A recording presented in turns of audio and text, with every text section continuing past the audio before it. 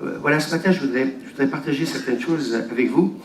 Enfin, je ne sais pas vous, mais depuis plusieurs dimanches, l'atmosphère spirituelle a complètement changé. Vous pouvez dire Amen, hein? C'est bon ce qu'on a vécu encore ce matin. Waouh, c'est puissant, c'est... Ce matin, j'ai même du mal à commencer parce que sa présence, elle est tellement dans l'Église, elle est tellement dans nos vies en ce moment. Et je sens dans mon cœur... Alors ce matin, je voudrais donner cette parole à plusieurs parce que, vous savez, je crois que cette parole peut faire du bien. C'est 2 Corinthiens chapitre 12, verset 9. C'est pas dans le message, mais j'aime bien me laisser conduire. Et il m'a dit, et c'est ce que le Seigneur est en train de... Il est en train de s'adresser à son serviteur, à l'apôtre Paul. Et il m'a dit, ma grâce te suffit. Car c'est dans la faiblesse que ma puissance se montre, écoutez bien, j'aime cette version, tout entière. Waouh! C'est dans la faiblesse que ma puissance se montre tout entière. Je préfère donc bien volontiers me glorifier dans mes faiblesses, afin que la puissance du Christ habite en moi. Est-ce qu'on peut dire Amen? Moi, ce matin, ce texte, il me fait du bien à plus forte raison, parce que, il y a un peu plus d'une semaine, je me suis fait un tour de rein, et je peux assurer, pour ceux qui vivent ça ne fait pas du bien. Et toute la semaine, je disais à Suzanne, on a déclaré, ce texte que j'ai déclaré ces derniers temps, non, la main de l'Éternel n'est pas trop courte. Et vous savez, avant de prêcher les choses aux autres, il faut déjà le vivre soi-même. Je peux vous assurer que ce matin encore, j'expérimente la grâce de Dieu. Et cette grâce, elle se manifeste parce que tout simplement, eh bien, le Seigneur, eh bien, dans nos faiblesses, il manifeste sa puissance. Vous savez, j'aurais pu rester à la maison, mais j'ai réalisé depuis que nous marchons avec le Seigneur, avec Suzanne, que c'est à chaque fois que nous sommes dans sa présence, eh bien, que Dieu se glorifie. Je peux assurer que je n'aurais pas pu chanter, hier, comme je l'ai fait ce matin. Ce matin, je suis devant vous et je réalise encore la grâce de Dieu. Elle est sur vous ce matin. Et c'est Dieu qui dit à Paul, ma grâce te suffit, car c'est dans la faiblesse que ma puissance se montre tout entière. Alors déclarez avec moi, non, la main de l'Éternel n'est pas trop courte. Et vous vous souvenez, dans ce texte de l'Apocalypse, il est le tout puissant. Est-ce qu'on peut dire Amen? Dites avec moi, il est le tout puissant. Alors ce matin, je voudrais continuer.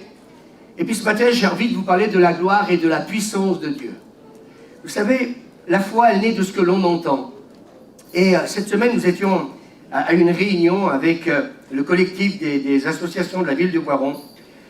Et puis en fait, quand vous écoutez un peu les infos, si vous regardez bien, on peut plus se projeter, même pour ce séminaire, et même j'ai un orateur qui m'a envoyé un SMS cette semaine qui m'a dit, mais Louis, est-ce que nous faisons la rencontre? Et puis en fait, eh bien, la réponse, elle est venue, eh bien, quelqu'un qui a des valeurs chrétiennes, dire qu'elle a fait une réelle conversion, je ne peux pas le dire, il y a quelqu'un qui pourrait le dire ce matin, mais alors nous étions rassemblés dans ce collectif, avec ce collectif, donc cet élu était en train de nous dire que, eh bien, la municipalité avait organisé plusieurs événements jusqu'à la fin de l'année. Alors la question c'était, fallait-il les supprimer avec tout ce que nous entendons, ou alors tout simplement les garder, et comme Jésus a dit, à chaque jour, suffit sa peine. Et c'est ce que j'ai répondu à mon ami en disant, bah, écoutez, d'ici le 31 octobre, il va encore en couler de l'eau sous le pont. Alléluia. Et moi, nous voulons nous attendre à une intervention divine. Même pour ce Covid-19. Est-ce que vous êtes d'accord? On n'est pas obligé de subir. On n'est pas obligé de se projeter. Moi, je voudrais vous dire ce matin, faisons attention à nos pensées, faisons attention à ce que nous croyons. Et il peut y avoir des fausses croyances qui peuvent nous lier aussi. Ce que je crains, c'est ce qui m'arrive. Ce que je redoute, c'est ce qui m'atteint. Et il n'est pas question, eh bien, quelque part, que nous puissions laisser la peur, comment dire, nous envahir. Alors ce matin, je voudrais parler, eh bien, quelque part, eh bien, de la gloire et de la puissance de Dieu, parce que, je ne sais pas vous, mais nous désirons tous ensemble, j'ai dit tous ensemble, la manifestation de la gloire de Dieu. Parce que j'ai réalisé ces derniers temps, et plusieurs me disaient, mais Louis, il s'est passé des choses dans ta vie ces derniers temps. J'ai dit oui, il s'est passé pas mal de choses. Et j'espère qu'il se passe beaucoup de choses dans vos vies en ce moment. Et j'aimerais vous dire ce matin, il n'y a que la présence de Dieu qui peut nous changer, qui peut nous transformer. Vous savez, nous sommes des fois des êtres, je dirais, de caractère, peut-être pas vous, mais pas toujours facile à vivre. Mais je voudrais vous dire ce matin, si nous désirons vivre dans sa présence, si nous voulons être dans sa présence, c'est parce que tout simplement, ce n'est pas que pour danser, pour chanter, mais pour que sa présence nous touche et nous transforme. Est-ce qu'on peut dire Amen? Et dans l'évangile de Marc, chapitre 9, verset 2, 6 jours après, Jésus prit avec lui Pierre, Jacques et Jean, et il les conduisit seuls à l'écart sur une haute montagne. Il fut transfiguré et il fut transformé avec eux. Et moi, ce matin, j'ai dit au Seigneur, je veux être dans ta présence pour continuer à changer. Est-ce que quelqu'un peut dire Amen avec moi? Dans le livre de l'Exode, chapitre 34, verset 29, Moïse descendit de la montagne de Sinaï, ayant les 2 tables du témoignage dans sa main, en descendant de la montagne. Et il ne savait pas que la peau de son visage rayonnait. Qui peut me dire ce matin, moi je l'ai expérimenté cet été, on a passé pas mal de temps dans la présence de Dieu, dans l'étude de la parole, et je me suis rendu compte, en rentrant, des fois on ne s'en rend pas toujours compte, mais quand nous sommes exposés à la présence de Dieu, il y a des choses qui changent dans nos vies. Amen. Qui l'a expérimenté? Et plusieurs m'ont dit, oui, mais tu as changé, tu n'es pas pareil. Ben, je dis, oui, peut-être que mes cheveux ont peut-être poussé un peu, je ne sais pas, peut-être cet été, je ne sais pas, mais il s'est peut-être passé quelque chose. Et plusieurs cette semaine m'ont envoyé des SMS, au moins 5-6 personnes qui m'ont encouragé en disant, mais voilà, dans les réunions que nous avons, tu ne parles plus de la même manière, etc. Et je me suis posé la question, mais qu'est-ce qui a amené ce changement? Et la réponse, le Seigneur m'a donnée cette semaine. Il descend de la montagne, le Moïse, et il ne savait pas que la peau de son visage rayonnait parce qu'il a parlé avec l'Éternel. Et moi, je voudrais vous dire ce matin, exposons-nous à la présence de Dieu. J'entends des fois des personnes, pas ici, ah mais avec mon caractère, je ne changerai jamais. Expose-toi à la présence de Dieu. Amen. Expose-toi à la présence de Dieu. C'est aussi simple que ça. Mais j'aimerais vous dire que quand nous sommes exposés à la présence de Dieu, eh bien nous sommes transformés. Et je crois que Moïse, alors on pourra dire Jésus, le Fils de Dieu, passait beaucoup de temps dans la présence de Dieu, mais de son Père, mais Moïse aussi. Et c'était vraiment des hommes. Et cette semaine, en étudiant, je me suis rendu compte que Moïse et Jésus étaient des hommes de communion avec Dieu. Et je sens dans mon esprit, parce qu'il se passe des choses, j'en parlerai un peu à l'équipe pastorale, mais moi j'aimerais dire, il n'y a pas un jour qui passe où j'ai des coups de téléphone ou des personnes qui sont là et qui appellent. Et je suis content ce matin d'accueillir Louise, et que Dieu vous bénisse ce matin et que vraiment sa grâce vous guérisse et qu'en repartant d'ici, bien, vous puissiez dormir comme un bébé dans la nuit de dimanche à lundi. Amen. Et puis on va pousser le bouchon de lundi jusqu'à mardi, de mardi jusqu'à mercredi, sauf pour dimanche prochain, pour que vous puissiez venir à l'Euroculte. Donc voilà, je continue. Donc Moïse et Jésus étaient des hommes donc, de communion avec Dieu. Et dans 2 Corinthiens chapitre 3, et nous tous qui le visage découvert contemplons comme dans un miroir la gloire du Seigneur. Et moi je vous invite à contempler le Seigneur. Et là ce qui est marqué, nous sommes transformés en son image, dont une gloire dont l'éclat, écoutez bien, ne cesse de grandir. Et j'aimerais vous dire que plus nous sommes exposés à la gloire de Dieu, amen, et plus l'éclat de sa gloire va grandir dans nos vies. Est-ce qu'on peut dire amen? C'est là l'œuvre du Seigneur, c'est-à-dire de l'Esprit de Dieu. J'aime cette version. Oui, je l'avais prêché il y a quelques mois en arrière. Nous désirons passer à un niveau supérieur. Dis-le à ton voisin. On désire passer à un niveau supérieur. Et ce matin, eh bien, peut-être dire que ce message va être prophétique. Eh bien, oui. J'ose le dire ce matin. Pasteur, eh bien, des moments, même pasteur, on peut être prophétique.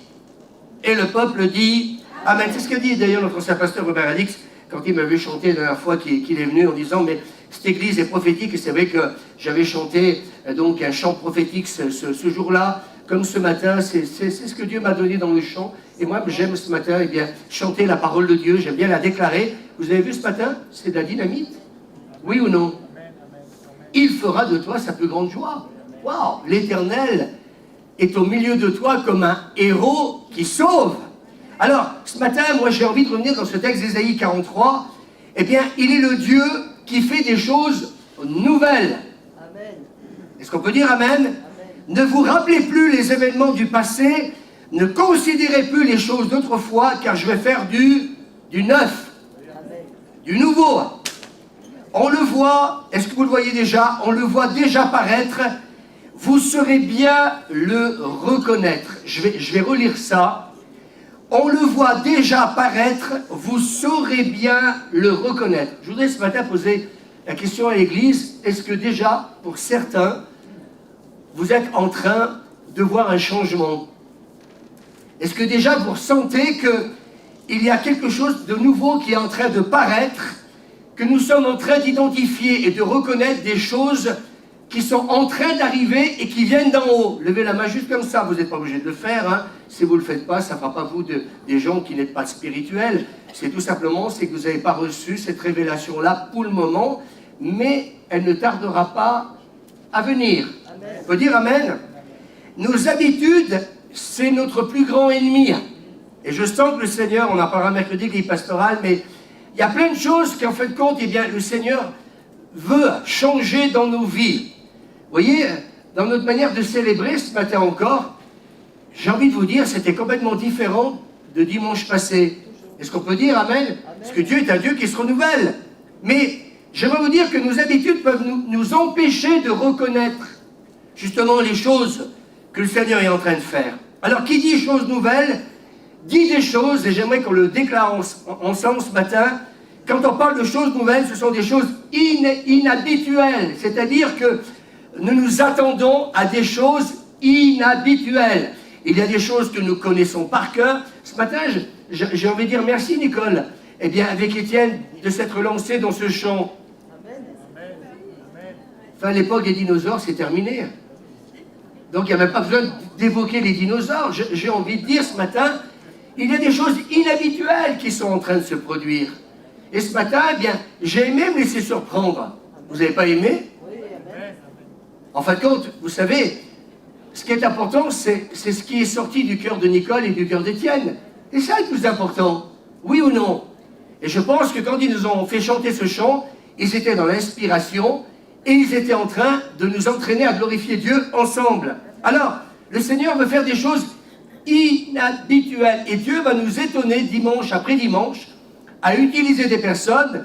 Et j'aimerais vous dire ce matin, préparez-vous à faire des choses inhabituelles. Dis-le à ton voisin, à côté de toi, pas trop près.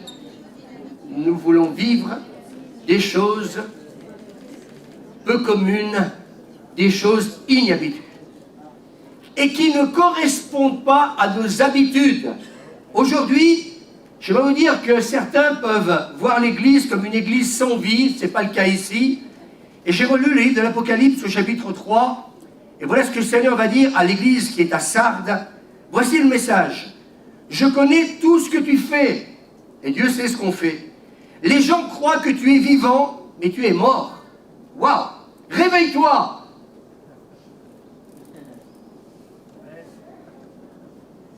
Réveille-toi! C'est Jésus qui est en train de parler. Réveille-toi! Amen! Rends plus solide ce qui reste vivant en toi, mais risque de mourir. Rappelle-toi donc l'enseignement que tu as reçu et entendu, garde-le et change ta vie. J'aime cette version. Rappelle-toi donc l'enseignement que tu as reçu et entendu, garde-le et change ta vie.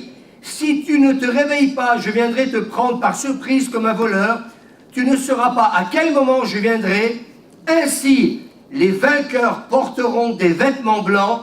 Je n'effacerai pas leur nom du livre de vie. Amen. Moi, j'aimerais vous dire ce matin, eh bien, il y a quelque chose qui est en train de se passer. Peut-être que pour certains, eh bien, l'état d'esprit doit changer. Une autre manière de vivre, une autre manière de penser. Et moi, j'en suis là en ce moment. Et peut-être que certains se sont trop centrés sur l'humanisme. Alors, j'ai regardé ça un peu. L'humanisme, c'est le culte de l'homme, l'exaltation de son génie, mais aussi la glorification de sa personne. L'humanisme, et c'est quelque chose qu'il nous faut ôter au milieu de nous. Je crois que le culte de la personne, c'est terminé. Nous voulons glorifier Dieu au milieu de nous. Et moi je crois, et je l'avais dit il y a quelques mois en arrière, que l'Église a besoin plus de puissance que d'organisation. Regardez, on n'a pas repris les réunions de prière. Quelqu'un, cette semaine, un leader m'a dit, mais vous avez repris votre programme. On n'a plus de programme. On se laisse conduire par l'esprit. Et puis, on va faire ce qu'il faut en temps et en heure, mais quand nous en ressentirons la nécessité, est-ce qu'on peut dire amen? Parce que si vous organisez une réunion de prière, parce qu'il faut mettre une réunion de prière, pour se donner bonne conscience, j'aimerais vous dire que cette réunion de prière ne sera pas une véritable réunion de prière, mais si c'est l'Esprit de Dieu qui nous inspire à prier pour telle ou telle chose, nous allons vivre quelque chose d'extraordinaire. Alors, je disais dans l'histoire de l'Église, lorsque la puissance décline, l'humanisme augmente. Et nous ne voulons pas de ça au milieu de nous. On veut que la puissance de Dieu augmente. Qui peut dire amen avec moi? On veut que la puissance de Dieu augmente.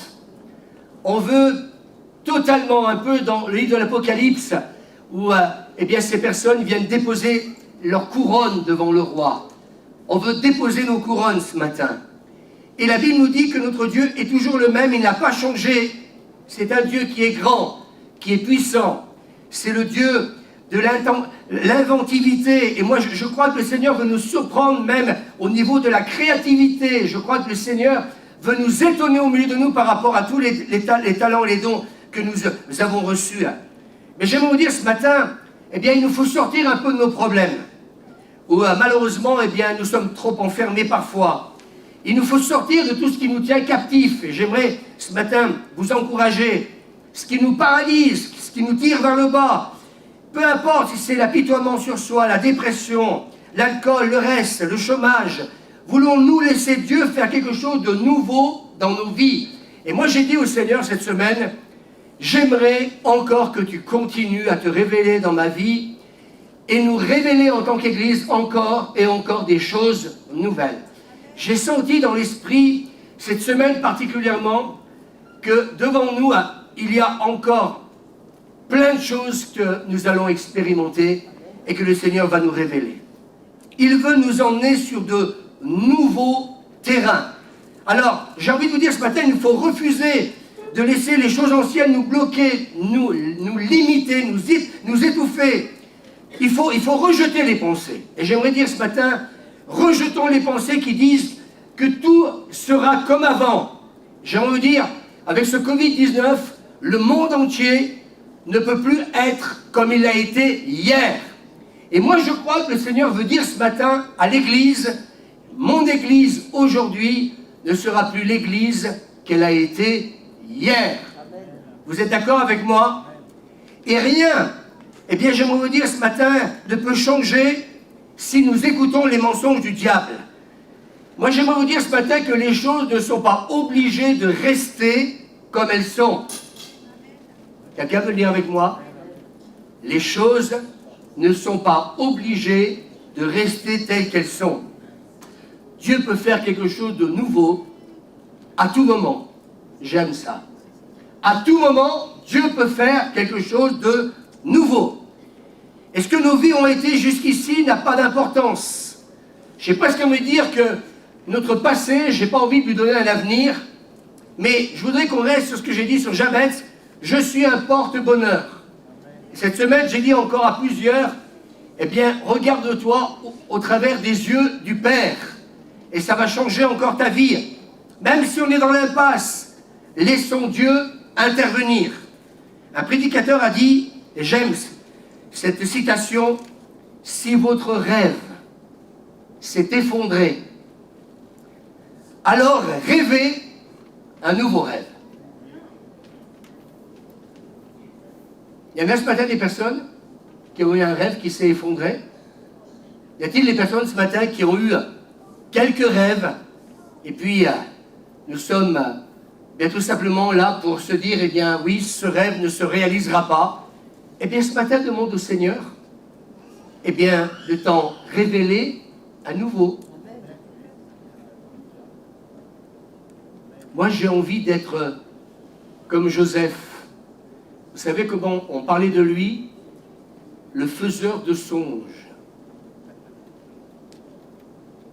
Et bien moi j'aimerais qu'on m'appelle ainsi. Louis, le faiseur de songes et de rêves. Si tu rêves pas, ta vie va s'écrouler. Si tu n'as pas un but, un objectif dans ta vie, j'aimerais te dire que tu risques d'être malheureux. J'insiste ce matin, écoutez bien, c'est important ce que je suis en train de vous dire. Si tu ne rêves pas, si tu n'as pas des buts, un objectif dans ta vie, tu risques de voir ta vie spirituelle décliner. Alors, moi j'ai envie de dire ce matin, j'ai envie de vous emmener dans de nouveaux horizons et puis être prêt à relever de nouveaux défis. Je ne sais pas, mais ces derniers temps, je me rends compte que même par rapport à notre ville, il nous faut rester ouverts, réceptifs.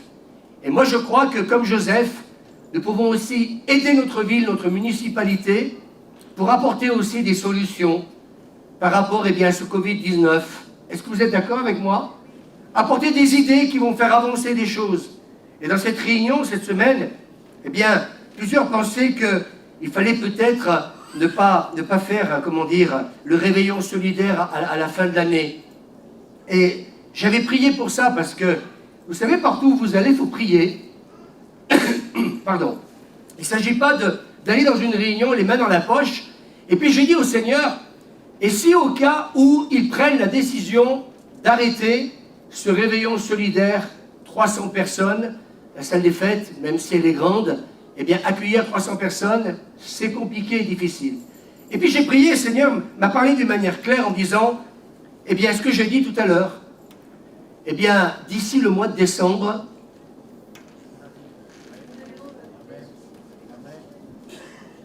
alors bien sûr que tout le monde a été, étonné, et de là, il y a une élue qui a renchéri en disant, mais nous, c'est pour ça que je disais tout à l'heure, elle a renchéri en disant, nous aussi, effectivement, on a plein de choses que nous devons organiser d'ici la fin de l'année, un repas même avec les seniors, 500 personnes d'habitude, mais avec le Covid, actuellement, mais avec la municipalité, nous avons décidé de maintenir, ces choses-là. Et quand j'ai dit ça, tout le monde avait déjà, c'était réglé, hein. Et j'ai dit, mais on peut pas, j'ai posé la question tout simplement, le Seigneur m'avait parlé d'une manière claire, nette et précise, c'est pour ça que je ne suis pas arrivé les mains dans les poches. Le Seigneur m'a dit, dis-leur, combien de temps il faut pour organiser le réveillon? Nous, on ne sait pas trop parce qu'on ne s'investit jamais, donc on ne savait pas trop, mais je savais très bien qu'il fallait à peu près 2 mois. Et je lui ai dit, mais on ne peut pas attendre novembre pour prendre des décisions ensemble. Tout le monde s'est regardé, parce que tout le monde c'était plus non que oui. Et puis c'est marrant parce que la plupart de ceux qui ont dit non, ce sont ceux qui ne s'investissent jamais. Enfin, je ne sais pas, je dis ça comme ça, je me retourne même, je m'adresse à d'autres, mais pas à notre église. C'est étonnant quand même. Enfin, Nadine me regarde, mais c'est vrai. Des fois, ce sont toujours ceux qui ne font rien, qui sont prêts, les premiers à... Et puis quand j'ai dit ça, ils se sont tous regardés. Et puis, vous savez, quand c'est une parole de sagesse, vous savez que Dieu nous a donné des dons spirituels, hein. Alors tout le monde m'a dit, bon, j'ai vu que ça... La goulotte, elle avait un peu du mal, là, parce que c'était déjà expédié. Ils se sont dit, pourquoi pas, attendons le mois de novembre. On peut dire amen? Amen. On verra bien. Ce que je crains, c'est ce qui m'arrive. Ce que je redoute, c'est ce qui m'atteint. Si nous écoutons actuellement les infos, on est parti pour des siècles à porter le masque et le reste. Alors, que les médecins puissent aujourd'hui faire un constat, c'est leur métier, oui ou non? Ils ont fait des études pour ça, oui ou non? Mais on n'est pas obligé, comme pour beaucoup d'épidémies, elles ont commencé un jour, et elles se sont arrêtées un autre jour. Est-ce qu'on peut dire amen? Amen. Mais un autre jour, c'est peut-être pas forcément dans 6 mois ou dans 1 an. Et quand j'écoute des chrétiens, je me dis, bon sang, bonsoir. La foi, quelqu'un ce matin a prié, j'ai une petite foi. Oui, mais ta petite foi, elle peut ordonner à une montagne de se jeter dans la mer. Est-ce qu'on peut dire amen? Alors, si avec ta petite foi, tu peux ordonner à la montagne de se jeter dans la mer, alors avec une énorme foi, collective, comme dit Suzanne, et tu as raison d'être inspiré, on peut dire amen. Amen. Croyons, si tu crois, tu verras la gloire de Dieu. Merci Seigneur. Est-ce qu'on peut dire Amen? Alors, moi j'aimerais vous dire, il nous faut prendre un véritable nouveau départ. Et moi je voudrais dire ce matin, et le Dieu qui agit en Afrique et en Corée et dans d'autres pays, eh bien il est le même ici en France. Amen. Et ce matin, avec Pascaline et avec Alain, on avait deux chants, on ne savait pas lequel prendre. Et puis Pascaline me dit, eh bien oui, le réveil. Voiron, ville de réveil. Et puis il y en avait un autre qui était très bien aussi. Alors on a fait Amstram, Gram, Pique et Collégramme. Non, on s'est écouté. Vous savez, bénissez Dieu d'avoir un pasteur qui s'appelle Louis Lombardo à Voiron. Parce que je travaille vraiment en équipe. Vraiment. Et puis nous nous sommes écoutés, et puis les minutes passaient, et puis on était toujours en train de se dire qu'est-ce qu'on chante. Et puis à la fin, tous les trois, on s'est regardés, et puis on s'est dit, voilà, Voiron, ville de réveil. Je n'ai pas usé de mon autorité pastorale. Certains, des fois, pasteurs et leaders, ils se la pètent. Moi, j'aime bien travailler en équipe. Peut-être que ça ne se voit pas, mais je fais ça toute la semaine. Cette semaine, j'avais un entretien avec quelqu'un, et c'était important. J'ai demandé, on était combien? À deux leaders, 3 leaders, de venir avec moi à cet entretien. Pour moi, c'est devenu un état d'esprit. Amen. Amen. On avait une pastorale, on était 6. Les autres églises, ils étaient seuls. Je vais vous dire une chose, il faut peut-être ouvrir les yeux des fois et savoir un peu ce qu'on a, parce que des fois, on ne sait pas trop ce qu'on a, mais on ne sait pas non plus aussi ce qu'on peut trouver derrière nous. Je dis ça comme ça. Mais moi, c'est un état d'esprit que nous avons avec Suzanne depuis longtemps, et je ne peux pas avoir des entretiens ou peut-être simplement avoir besoin de conseils seul. J'aime bien travailler en équipe. Et plus ça va, et plus ça augmente. Moi, si je m'écoutais, je continuerais encore à grossir encore certaines équipes. Parce que pour moi, il y a de la joie de pouvoir, eh bien, entendre l'Esprit de Dieu me parler aussi par les autres. Est-ce qu'on peut dire Amen? Ce n'est pas le but du message, mais je continue quand même. Alors, moi, j'ai envie de dire, eh bien, oui, si il est le même en Afrique et en Corée, eh bien, il est le même en France. Est-ce qu'on peut dire Amen? Nos amis de la francophonie sont au Liban en ce moment, parce que tout simplement, eh bien, vous savez ce qui s'est passé, cette énorme explosion qui a fait de nombreux morts, et ils sont partis là-bas donc pour apporter des médicaments et apporter une énorme offrande pour donc les Libanais. Et nous avons appris cette semaine, dans ce Zoom que nous avons eu ensemble avec ces différents pasteurs, qu'avec 100 $, vous pouvez nourrir une famille pendant une semaine. Et par la grâce de Dieu, eh bien, l'offrande a été conséquente, et ils sont là-bas à plusieurs. Je vous demande de prier pour eux, parce que j'ai eu plusieurs nouvelles, et il y a eu encore une autre explosion, il y a eu. Et puis c'est pas toujours, comment dire, évident, il y a certaines choses que je ne voudrais pas dire, comment dire ici, parce que c'est enregistré. Mais que Dieu les bénisse, mais leur agenda pendant ces jours est rempli parce qu'ils vont rencontrer donc des chrétiens, et par la grâce de Dieu, ils y sont allés à plusieurs, et bien pour les exhorter, pour les édifier, pour les encourager, et pour se dire que l'Église, moi j'ai envie de dire Amen à l'Église, pour l'Église dans le monde entier, elle est solidaire. Amen. Il y a des associations solidaires, mais l'Église est aussi solidaire quand il y a des moments difficiles.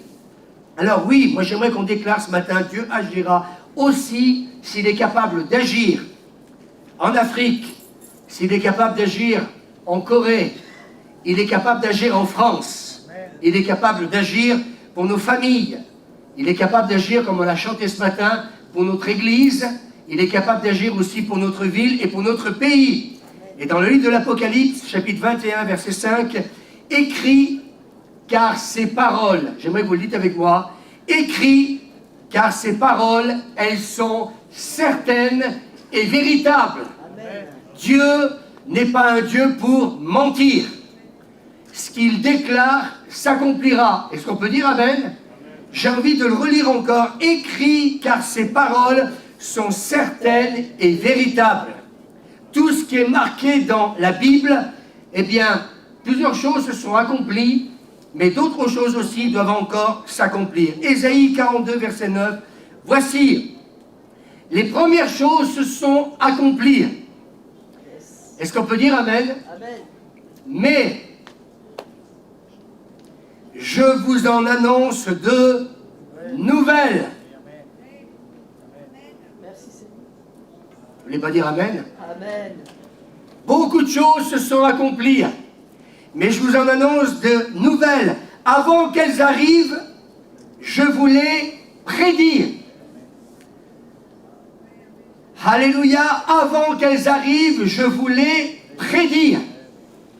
Je voudrais vous dire ce matin, eh bien, dans les jours, les semaines, les mois à venir, eh bien, certaines choses qui ne se sont pas accomplies, certaines paroles prophétiques qui ne se sont pas accomplies, elles sont en train de s'accomplir pour certaines et elles vont s'accomplir dans les semaines, dans les mois et dans les années à venir.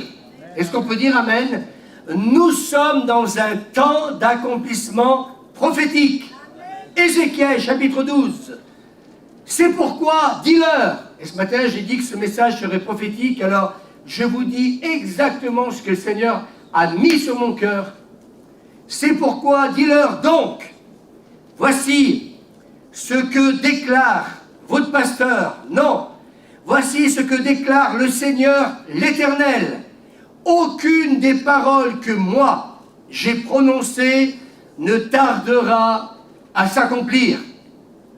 C'est là ce que déclare le Seigneur l'Éternel. Est-ce qu'on peut dire Amen? Amen. Alors je voudrais dire quelque chose d'important ce matin. Dieu n'annonce jamais quelque chose qu'il ne fera pas. Habakkuk, si la promesse tarde, attends-la, car elle s'accomplira certainement. Mon juste vivra par la foi. Dieu, dis à ton voisin, n'annonce jamais quelque chose qu'il ne fera pas. Paul est en prison, et puis Dieu parle à l'apôtre Paul. Écoutez bien ce que je veux dire, c'est important. Et le Seigneur va dire à Paul que bientôt, parce que Paul en a appelé à César, Dieu lui dit, puisque tu en as appelé à César, eh bien tu vas aller à Rome. Et puis même là-bas, eh bien, tu auras l'occasion de prêcher l'évangile. Si vous lisez bien le livre des Actes des Apôtres, au chapitre 27, vous vous rendez compte que Paul avait toute liberté pendant 2 ans, eh bien, de pouvoir, il était dans une maison, il était logé, de pouvoir, eh bien, partager sa foi. Et donc, il nous est dit qu'il va réussir à trouver un bateau qui va donc l'amener donc à Rome. Mais les choses vont se corser, elles vont se compliquer. Et il nous est dit que, alors qu'ils sont en train de voyager, eh bien, une tempête va éclater. Mais, ce que j'aimerais vous dire une chose, c'est que quand Dieu nous parle,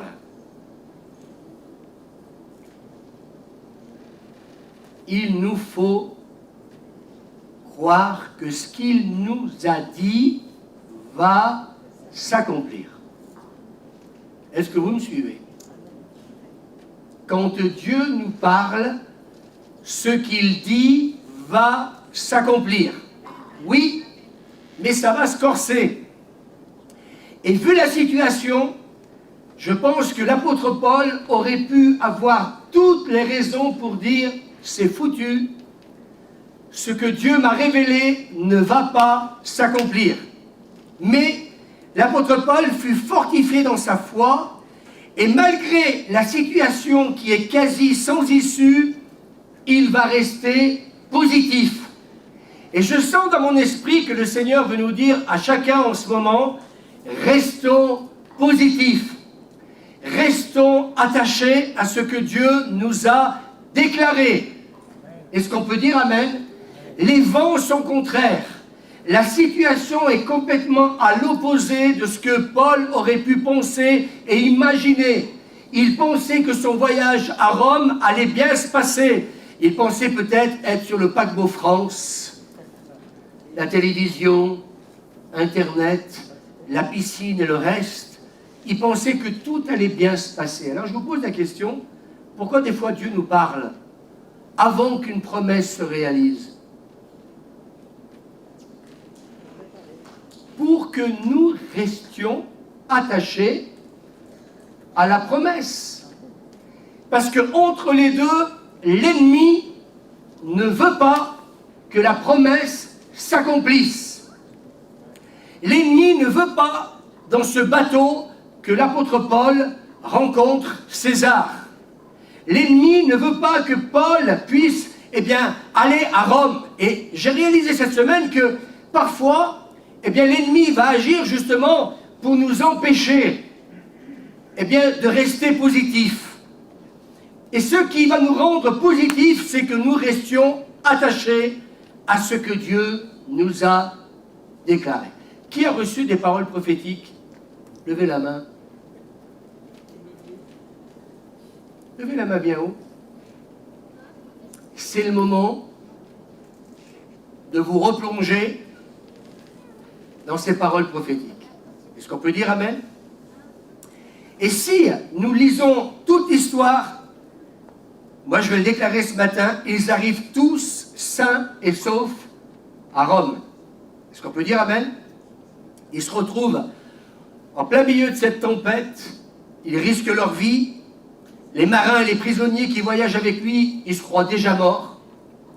Ils sont affamés, ils sont désespérés, ils sont prêts à tout abandonner, même donner la mort aussi aux prisonniers. Mais l'apôtre Paul va donner cette parole extraordinaire. Actes, chapitre 27, verset 22. Mais Paul leur dit ceci. Je n'aurais pas voulu être dans le bateau. Qui c'est qui craint le mal de mer? Si vous lisez l'histoire, je peux vous assurer que ce n'est pas une petite vague. Hein. Mais regardez, l'apôtre Paul va dire cette parole extraordinaire à tous ces gens, soldats et prisonniers.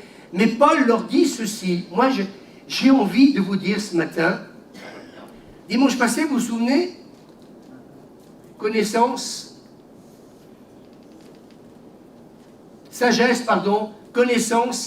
et discernement. On a parlé de qui? De Salomon. Vous ne croyez pas que l'Église a besoin de prier pour continuer à recevoir ces choses? Moi je dis Amen. Et là la situation est catastrophique. Et j'aimerais vous dire ce matin, et là je parle par le Saint-Esprit, la situation elle est catastrophique en ce moment avec le Covid-19, oui ou non?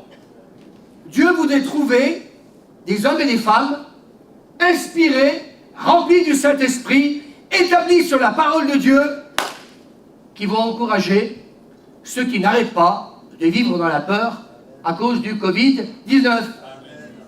Et là, l'apôtre Paul, il pourrait tout aussi bien, lui aussi, parce que je vous rappelle que les Romains, si vous relisez bien le texte, ils veulent tuer tous les prisonniers. Mais là, tout à l'heure, je disais, Paul, il n'est pas sur le bateau France, en train d'être là dans une croisière extraordinaire. Ça veut dire que, en fait compte, si Paul n'intervient pas, eh bien, ces soldats, ils vont même le tuer, lui aussi.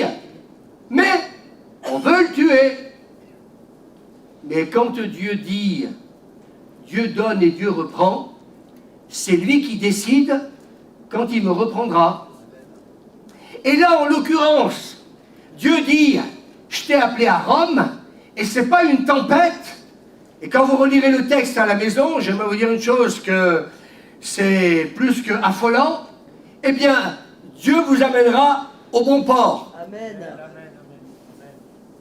Est-ce qu'on peut dire Amen? Amen. Et plutôt qu'en ce moment de regarder ce qui ne va pas dans notre pays ou dans le monde entier avec tout ce qu'on nous annonce, c'est peut-être le moment justement de déclarer ce que Dieu a dit sur ta vie. Et moi, quand je relis les paroles prophétiques que nous avons reçues avec Suzanne, je me rends compte qu'elles ne se sont pas toutes accomplies. Alors j'ai une bonne et une mauvaise nouvelle à vous annoncer. Vous en avez encore pour quelques années à nous supporter.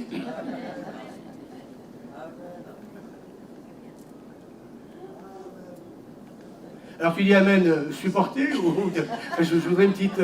j'ai besoin de discernement. Je plaisante avec un ami de l'église. Nous aimons des amis. Merci Jean-Frédéric pour ton amitié. Donc je continue ce matin. Je voudrais vous dire, relisez vos paroles prophétiques. On peut dire Amen?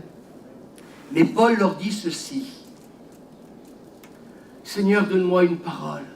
Donne-moi une parole qui... Non. Il va dire, j'ai confiance en Dieu. Des fois, on va chercher des choses compliquées à dire aux gens. Vous n'avez pas peur du Covid-19? J'ai confiance en Dieu. Oh là là. Vous êtes bien ce matin? Enfin, j'espère que vous êtes bien. Hein? Ça vous fait peur de dire, malgré le Covid-19, cette pandémie, quand on parle de pandémie, moi cette semaine j'ai discuté avec des professionnels, je ne dirai pas plus parce qu'on a enregistré. On parle de pandémie. D'accord. Ça dépend dans quel pays on est. Eh bien ce matin je voudrais dire simplement, j'ai confiance en Dieu. Tout se passera comme Dieu l'a dit. Amen. Je dois aller à Rome, j'irai à Rome. Les paroles prophétiques, ton rêve s'est pas accompli encore, il ne saurait tarder. Est-ce qu'on peut dire Amen? Oui, mais il y a une énorme pandémie dans le monde entier, vous vous rendez compte? Enfin, moi, depuis le mois de mars, avec tout le monde que je rencontre, j'aimerais vous dire une chose, on peut dire qu'il y a quand même la grâce de Dieu. Hein? Ben non, enfin je sais pas, moi je me suis posé un peu la question. Et je me dis, eh bien écoutez, oui, on a besoin, comme l'apôtre Paul, de recevoir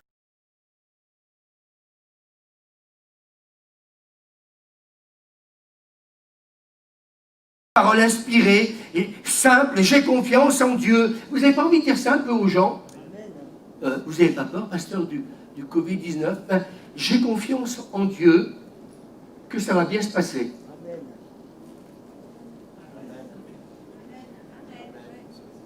J'ai un pasteur cette semaine qui nous a dit, ma femme a pris le Covid-19. Elle est entre la vie et la mort. Non, ça se passe bien. Elle est à la maison. Elle va bien? Oui, elle va très très bien. Est-ce qu'on peut dire Amen? Amen. Est-ce qu'on peut dire Amen? Vous n'êtes pas obligé de croire que même si ça devait arriver, quand vous allez, j'ai préparé un beau cercueil en chêne, vous n'êtes pas obligé de l'accepter. Est-ce qu'on peut dire Amen? Mais si moi je regarde à toutes les paroles que Dieu nous a données, eh bien oui, il y a des choses encore qui ne se sont pas encore accomplies. Est-ce qu'on peut dire Amen? Alors ça me donne encore plus de foi pour dire Seigneur, nous sommes recouverts par le sang de Jésus. Et nous sommes protégés de toute maladie. Parce qu'aujourd'hui, c'est une obsession. Plus personne a le cancer. Hein. On parle que du Covid. Le cancer tue bien plus de monde en France. Enfin, j'espère que vous avez un tout petit peu, que nous avons un peu d'intelligence pour comprendre que le cancer tue 80 000 personnes, je crois, par an en France. Enfin non, on ne fait pas la même chose, enfin, je ne sais pas. On parle que de ça, mais on parle plus du reste. Et puis encore cette semaine, plusieurs m'ont dit, bien, oh là, mais un peu de fièvre, on a le Covid. Et puis ils ont été testés, ils avaient tous la grippe saisonnière. Déjà la semaine passée, on m'a fait le coup. Puis cette semaine, on m'a fait encore le coup. Plusieurs personnes m'ont dit, mais en fin de compte, tiens, il y a la grippe saisonnière qui revient. Mais on croyait qu'elle avait disparu.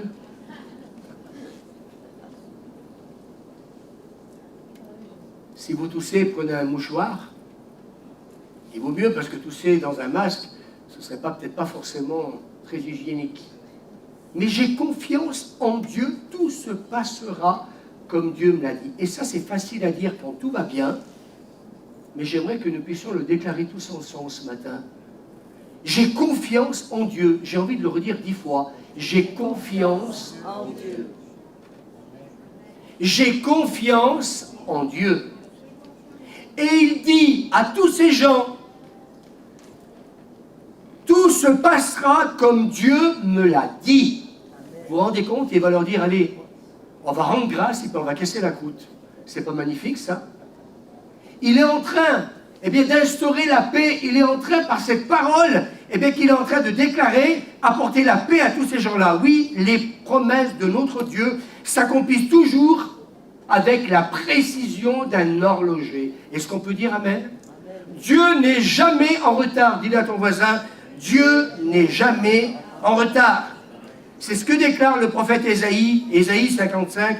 Ainsi en est-il de ma parole qui sort de ma bouche, elle ne retourne point à moi sans effet, sans avoir exécuté ma volonté et accompli mes desseins.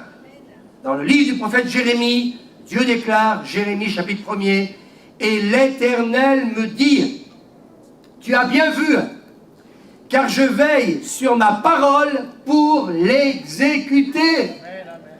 Paul, tu es dans la tourmente, tu es dans la tempête, on veut peut-être même te faire la peau avec tous les prisonniers, mais Dieu dit, je veille sur ma parole pour l'exécuter. J'ai confiance en mon Dieu. Vous n'avez pas envie que l'Église actuellement rassure un peu nos politiques? Vous n'avez pas envie que l'Église rassure un peu toutes ces personnes que nous rencontrons, eh bien tous les jours, qui vivent dans une peur comme jamais nous avons pu la connaître? Vous dites pas amen. Vous n'avez pas envie de rassurer les gens? Oui, amen.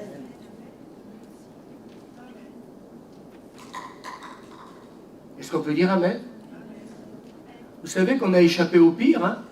Au mois de mars, au mois d'avril, oui, c'était mauvais, hein? On parlait de combien? 600, 700, 800 morts en France, tous les jours. Aujourd'hui, on parle de combien, Patrick? De 15, 18? 17 morts par jour. La grippe, chaque année, elle tue, la grippe saisonnière. Vous savez combien elle tue de personnes? Donc on est revenu, non, j'ai une bêtise, je suis enregistré, mais on est revenu à quelque chose de quasiment, on peut le dire, identique, identique. Ouvrons les yeux un peu. De 800 morts, on est passé, tu as dit, à 17. Qui c'est qui a dit 17? 17. Est-ce qu'on peut dire amen? Amen. Enfin, je sais pas, moi. Enfin, je sais pas, 800 et 17, ça fait quand même une sacrée différence, non? Non? Amen. Vous n'avez pas envie de vous réjouir? Oui, amen. Dans la tempête, mais j'ai confiance en Dieu.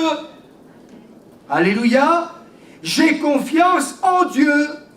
Tout se passera comme Dieu me l'a dit. Moi, j'ai des élus qui me voient de temps en temps, etc. Ça va, monsieur le pasteur? Ben, ça va.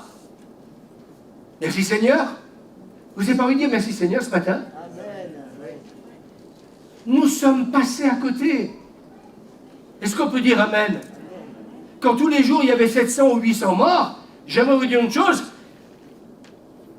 C'était peut-être pas évident. Mais là, quand on parle de 17, 18 morts, on se dit, Seigneur, ne serait-il pas, internaute, vous qui m'écoutez, en train de répondre à la prière de l'Église? Amen. Oui, mais on est en train de nous dire, oui, mais dans les semaines, dans les mois à venir, ce que je crains, c'est ce qui m'arrive. Ce que je redoute, c'est ce qui m'atteint. Est-ce que la Bible, elle est efficace quand je la prêche, ou est-ce qu'elle est efficace tous les jours dans ma vie? Est-ce qu'on peut dire amen? Et moi, je reviens vraiment à ce que dit l'apôtre Paul. J'ai confiance en mon Dieu. L'Église se doit de rassurer notre monde. L'Église ne doit pas être dans le même état d'esprit que ce monde. Et même si, moi j'ai des pasteurs qui m'ont dit que dans leur famille, eh bien plusieurs membres ont pris le Covid. Il n'y a eu aucun décès. Je parle ici dans la région. Des églises ont été touchées, là sur Grenoble. Et je ne parle pas d'un ou deux chrétiens. Beaucoup de chrétiens ont été touchés dans leur église du Covid-19, vous voulez que je vous dise? Pas un est mort. Et pas un est parti en réanimation. Alléluia. Est-ce qu'on peut dire amen? Oui, mais ils l'ont attrapé. Moi, chaque année, j'ai attrapé la grippe. Et je n'ai pas fait partie des 10 000 ou des 8 000. Est-ce qu'on peut dire amen? J'ai confiance. Moi, dans l'esprit, je vais arrêter dans quelques moments, mais je sens dans mon cœur qu'il y a un combat qu'il nous faut mener. Mais quand je dis un combat, c'est ce combat paisible, le combat de la foi, l'apôtre Paul parle. Combat, le bon combat de la foi. Ne nous laissons pas avoir avec tout ce que nous entendons, mais restons établis sur sa parole. Est-ce qu'on peut dire amen? Et moi j'aimerais ce matin car je veille sur ma parole pour l'exécuter, mais croyons, veillons et soyons toujours prêts. Dis à ton voisin, soyons toujours prêts. Et je termine par ce texte de Matthieu, chapitre 25, 5 d'entre elles sont imprudentes. J'aime mieux cette version que plutôt qu'elles sont folles. 5 sont imprudentes et 5 d'entre elles sont sages. Les jeunes filles sages prennent leurs lampes et elles emportent de l'huile dans des récipients. Le marié ne vient pas tout de suite. Toutes les jeunes filles ont sommeil et elles s'endorment. Au milieu de la nuit, on entend un cri. On entend un cri au milieu de la nuit. Voici le marié, sortez pour aller à sa rencontre. Les imprudentes disent aux sages, nos lampes s'éteignent, donnez-nous un peu de votre huile, mais les sages leur répondent, non, il n'y en a pas assez pour nous et pour vous. Allez plutôt chez les commerçants et achetez de l'huile pour vous. Plus tard, les autres jeunes filles arrivent et elles disent, Seigneur, ouvre-nous la porte. Mais le marié répond, je vous le dis, c'est la vérité, je ne vous connais pas. Et Jésus ajoute, restez donc éveillés, parce que vous ne connaissez ni le jour, ni l'heure. C'est le moment de veiller. Est-ce qu'on peut dire Amen? On peut dire Amen avec moi? C'est le moment de veiller et d'être prêt. Et moi, je sens dans mon cœur, eh bien, qu'il nous faut en ce moment veiller et rester prêt. Un pasteur a dit ceci, passé le cri de minuit, il sera trop tard pour te préparer à son retour. Et il a raison. Moi, je sens dans mon cœur qu'il nous faut nous préparer et être prêts ensemble à recevoir tout ce que le Seigneur veut nous dire et dans tout ce qu'il va faire. Hébreux chapitre 6, ne vous relâchez pas et imitez ceux qui, par la foi et la persévérance, héritent des promesses. Dis à ton voisin, ne te relâche pas. Imite ceux qui, par la foi et la persévérance, héritent des promesses. Ce matin, je ne vais pas m'excuser d'être optimiste. Peut-être que certains ce matin disent, ouais, mais il se prend pour qui, lui? Je me prends pour le Fils de Dieu. Je n'ai pas dit Jésus, j'ai dit le Fils de Dieu. Non, vous n'êtes pas le Fils de Dieu et la fille de Dieu? Enfin, il vaut mieux des fois arrêter bien les choses, des fois que quelqu'un sur Internet vous puissiez penser que je me prends pour Jésus. Parce que la Bible nous dit qu'il y aura des faux Christ. Donc, vous inquiétez pas, je suis pasteur et je suis le Fils de Dieu, mais en tant que fils, et lui père. Mais je suis bien en chair et en os, et je m'appelle bien le Lombardot. Donc voilà, je continue.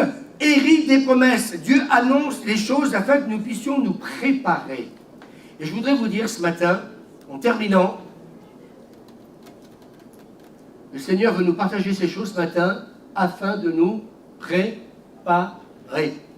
On peut dire Amen? Je voudrais prophétiser ce matin que quelque chose d'imminent est en train d'arriver.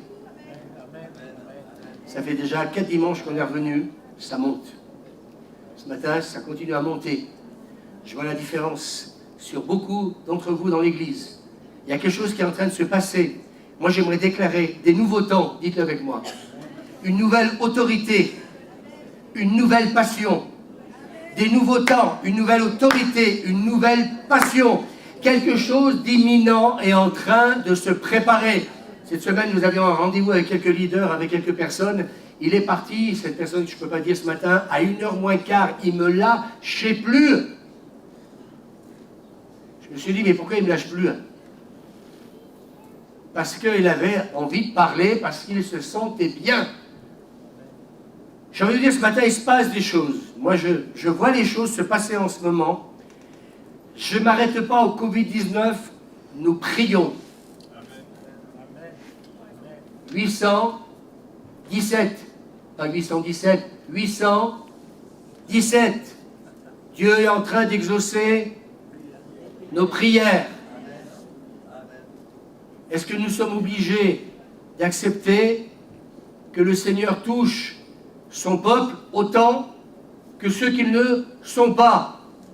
Je vous rappelle qu'Israël a toujours été préservé de la maladie alors que les autres peuples étaient touchés par la maladie. Je voudrais vous dire ce matin un changement de mentalité. Est-ce que nous sommes obligés de vivre la même peur que le monde?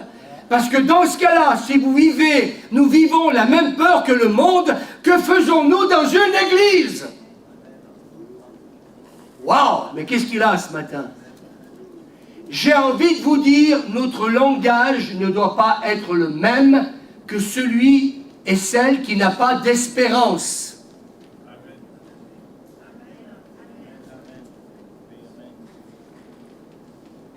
Vous savez, je reçois du monde, et moi, quand des chrétiens ou des pasteurs me disent qu'ils ont eu des membres de leur assemblée qui l'ont attrapé, et que personne n'est mort, et que personne n'a été, comment dire, en réanimation, et que par la grâce de Dieu, ils sont restés quelques jours, comme tout le monde, à la maison pour attendre que ça se passe, pour ne pas contaminer les autres, eh bien écoutez, excusez-moi, mais ils ont été sur pied quelques jours après. Est-ce qu'on peut dire Amen? On n'est pas obligé d'être atteint comme les autres. Enfin, ça ne vous remplit pas de paix ce matin, ça ne vous fait pas de bien, plutôt que de vivre dans cette peur, de subir la peur. Alors moi j'ai envie de prophétiser ce matin, quelque chose d'imminent se prépare. Dieu annonce les choses afin que nous puissions nous préparer. Et j'aimerais vous dire que, eh bien, quand Paul est en train de dire à tous ces gens-là, Dieu m'a parlé, il ne va rien vous arriver. Vous ne voulez pas le prophétiser sur vos familles? Est-ce qu'on peut dire Amen? Oui, mais il semblerait qu'un membre de la famille ait un symptôme. Eh bien oui, il a un symptôme. Et alors, est-ce que tu es obligé déjà de parler de Covid-19? Est-ce qu'on ne peut pas prier pour dire Seigneur, c'est peut-être la grippe saisonnière, ou c'est peut-être rien du tout. Je connais un enfant qui a eu la fièvre, je ne dirais pas qui, 38, là, ces jours-ci. Le lendemain, il n'y avait plus rien. Alléluia. C'est le Covid. Le lendemain, dites avec moi, plus rien. Est-ce qu'on peut dire Alléluia? Quelque chose d'imminent se prépare pour l'Église. Des nouveaux temps, dites avec moi, une nouvelle autorité, une nouvelle passion. Faisons nôtre cette déclaration prophétique. C'est donc quelqu'un qui s'appelle Henri Varley, donc un très grand conquérant, sauveur d'âme. Le monde, écoutez bien, n'a pas encore vu ce que Dieu fera. J'ai beaucoup aimé ce qu'il dit. Le monde n'a pas encore vu ce que Dieu fera avec l'homme et une femme qui s'en remet entièrement à Dieu. Et je sens dans mon esprit toute la semaine, le Seigneur m'a dit, Louis, ne te préoccupe plus de ceci et de cela. Je veux que tu t'en remettes entièrement à moi et à moi seul. Est-ce qu'on peut dire Amen? Et c'est ce qui a amené, comment dire, Moody, donc, eh bien, cet homme, cet évangéliste extraordinaire, l'armée du salut, eh bien, à comprendre qu'il avait besoin de rechercher une vie plus profonde avec le Seigneur. Je voudrais vous dire ce matin, je le redis, ce lieu, il est ouvert toute la semaine. Vous pouvez venir chercher sa présence quand vous voulez. Tout seul, ou à deux, ou à trois, mais c'est le moment de chercher le Seigneur. Pour un nouveau feu, moi j'ai noté une nouvelle onction au nom de Jésus, et je disais il y a quelques mois en arrière que quiconque prie pour le réveil doit aussi se préparer. Je voudrais vous dire ce matin, préparons-nous, parce que les choses, d'une manière imminente, vont arriver. Est-ce que peut-être on n'a pas vu hier ce qu'on n'a pas expérimenté hier, on va l'expérimenter aujourd'hui. Et moi, j'aimerais qu'on puisse le prophétiser, plus de baptême, plus de guérison, plus de miracles, plus de conversion. Voiron, ville de réveil. Est-ce qu'on peut dire Amen? Et les gens, ils vont venir à l'église. Pourquoi? Parce que Voiron, ville de réveil. Des élus, même s'ils sont enregistrés, parce que nous prions pour notre maire et les élus de notre municipalité, et si ce matin certains m'entendent, eh bien écoutez, que Dieu vous bénisse, et nous prions pour le salut de notre ville. Amen. Alléluia. Alors, de quelle utilité, quelqu'un a dit, serait un réveil si on ne se prépare pas? il passerait au-dessus de nous sans s'arrêter. Et je voudrais terminer, vraiment, là je termine en disant, écoutez bien, si nous ne nous préparons pas à cette effusion de l'Esprit sans précédent, si nous ne restons pas attachés à sa parole et à ses promesses, comme peut-être jamais nous l'avons fait. Tous ces textes bibliques, il y en a une quinzaine ce matin, vous voyez, je prêche avec la parole de Dieu. Relisez-les à la maison. Déclarez-les. Est-ce qu'on peut dire Amen? Est-ce qu'on peut dire Amen?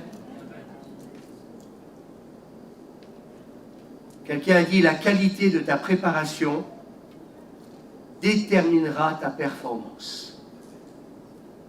La qualité de ta préparation déterminera ta performance. Hier après-midi, avec Suzanne, on a allumé un peu la télé, pas longtemps, parce que je ne suis pas vraiment télé. Il y avait, donc, je ne sais pas si c'était les championnats de France, je ne sais pas si c'était, enfin, j'ai pas trop, j'ai pris ça un peu. Et puis il y avait une course, je ne sais pas si c'était pas à 800 mètres, ou je me souviens plus, ou à 400 mètres, les femmes qui couraient.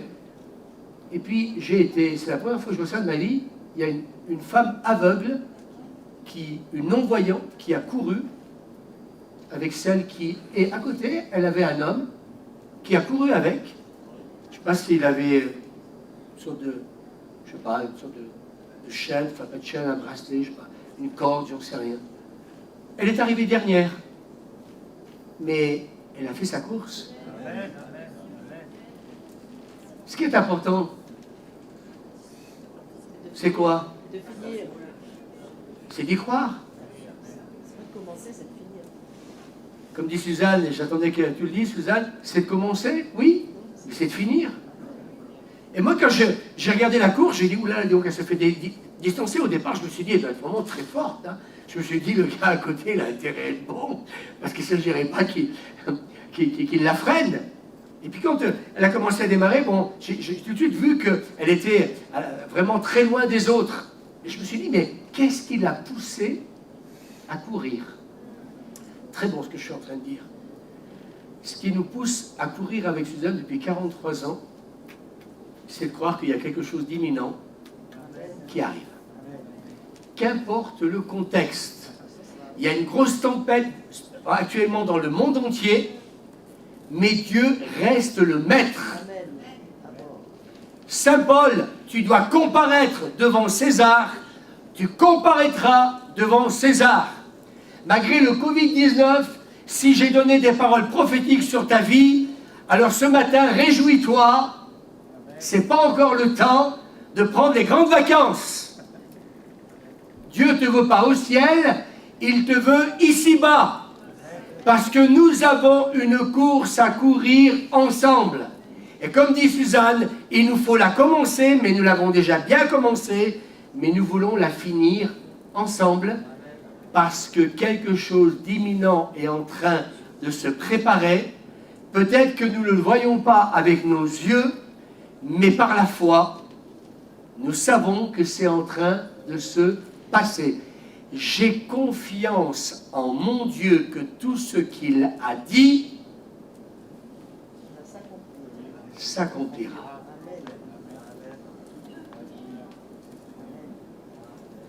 J'ai confiance en mon Dieu. Si quelqu'un peut-être aurait envie de se lever pour le prophétiser pour sa vie, j'ai confiance en mon Dieu que tout ce qu'il a dit s'accomplira. J'ai confiance en mon Dieu que tout ce que mon Dieu a dit, que tout ce qu'il a dit, que tout ce qu'il m'a dit. Mais Paul leur dit ceci, j'ai confiance en Dieu, tout se passera comme Dieu me l'a dit. Amen. Tu veux être cet homme et cette femme?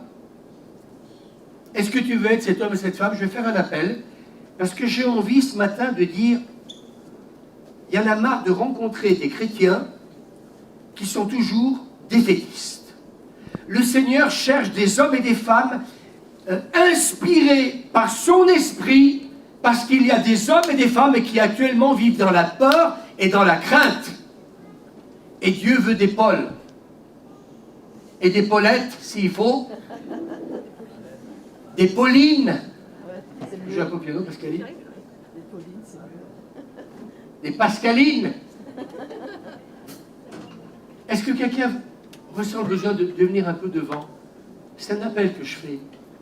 Parce que Dieu veut être ta bouche. Il veut que sa bouche soit ta bouche.